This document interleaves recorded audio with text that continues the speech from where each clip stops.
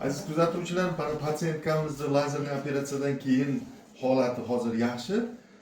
Bu kishida lazer bilan biz og'riqsiz barcha gemoroylarni va anal yorug'ni bartaraf etdik. Hozir bemorimiz uyiga ketsa bo'ladi bemalol. Mana bemalol o'zlari yuradilar. Hech qanday yordamchi kerak yo'q. Qanday bo'ldi opa? Ming rahmat sizlarning borlaringga shukr. 50 yil bu kasallikda 50 yil qiynaldim. Hech qancha emas ekan og'riqsiz bo'ldi. Yarim soatda chiqdim. Doktorlari boriga shukr. Umrlaringiz uzoq bo'lsin. Hamsha sog' salomat bizni baxtimizga omon bo'lib bergizlar. Ota-onalaringizga rahmat. Yashanglar. Men hamsha sizlarga duoda bo'laman. Ishlaringizga, umringizga, rizqingizga Alloh baraka bersin. Sog' salomat chiqishda hamma sog' salomat chiqib ketaversin. Mana kecha keldim, mana bugun ketyapman. 70 yoshda yoshim. Mana hech qanday og'riq sezganim yo'q. Yaxshi men.